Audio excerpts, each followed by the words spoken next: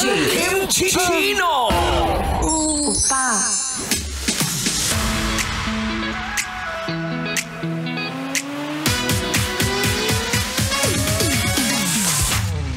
At nagbabalik si Kim Chino na kaya kang dalin sa langit kahit papag lang ang gamit. Happy Friday mga mahal. At syempre balik Chinitox na tayo. Usapang pag-ibig mula sa chinito ng buhay mo. Diba nga sabi ko kanina ibibigay ko ang 3 katangian ng genuine love. Na talaga nga namang totoo, pang matagalan, pang habang buhay, pang asawahan. At sabi ko kanina, ito na nga mahal, recap na tayo. Una, genuine love na yan kapag tanggap ka niya ng buo. Ito yung mahal ka, talaga nga namang lulunukin ng buo ang iyong ang iyong pagmamahal. Di ba? Ang sarap kayang lumunok ng pagmamahal at talaga nga namang lunukin ang iyong pride sa genuine love at tamang tao. Ito na yung mga imperfections mo ay talaga nga naman kaya niyang tanggapin na kahit hindi ka maligo, kaya ka niyang yakapin.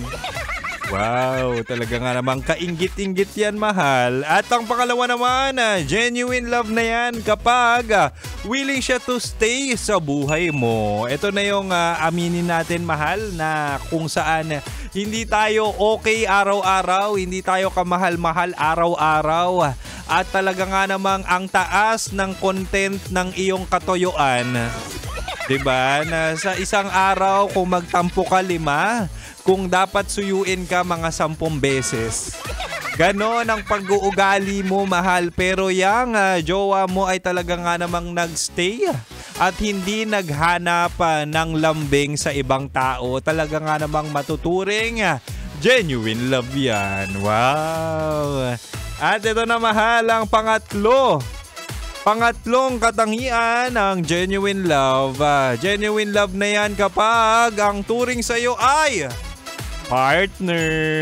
Ito na yung pagmamahal na hindi ka na kinukulong o tinitignan, hindi ka tinitignan bilang property niya. Diba? May mga ganong tao na kapag akin ka lang bawal mo tong gawin. Ay, hindi ganon ang genuine love. Mahal, genuine love kapag re-respetuhin niya ang mga desisyon mo at mahalaga rin na meron kayong different careers o pinagkakaabalahan sa buhay.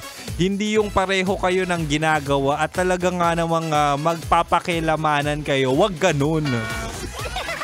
Mas maganda yung may sariling identity. Tsaka it's a must din sa relationship na meron kayong sariling career or source of income. Ako naniniwala ako doon. Si Kim Chino po ay naniniwala na kapag nagka-jowa at nagka-asawa ko ay talaga nga namang I appreciate, I support na yung mga papangasawa ko ay may sariling trabaho. At meron siyang sariling career kasi hindi lang sa akin umiikot ang mundo niya at hindi lang sa akin iikot ang mundo niya. I do support her on her endeavors in life. Akala mo gumagawa ng vow sa kasal, pero yun ang gusto kong sabihin, na mas okay magkaroon ng different individuality pero kayo ay magtutulungan at suportahan. Talaga nga naman from afar or from behind lang. Diba? Ang sarap magkaroon ng ganong relationship. Ang sarap kapag ganon ang genuine love na iyong natatamasa. Kaya naman si Kim Chino ay magsasabi na lang ng sana all.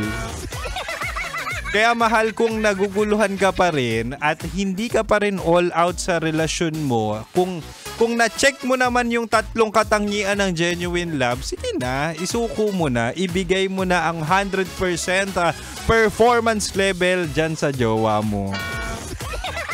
Kaya naman, mahal, maraming salamat. Ako'y lalarga na. Happy Friday. At susunod na sa akin sina Tita Titan Jello. Titan Jello at Rocky Terra sa kanilang programang Rocky Secret Files with Titan Jello. At ako to, ang spicy opa mo sa radyo na kapag natikman mo, hanapin mo. Ako to si DJ Kim Chino. Maraming salamat, mahal. At manatili nakatutok dito lang sa 90.7 Love Radio. Kailangan pa bang i-memorize yan?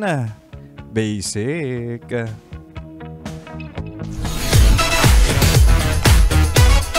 Metro's #1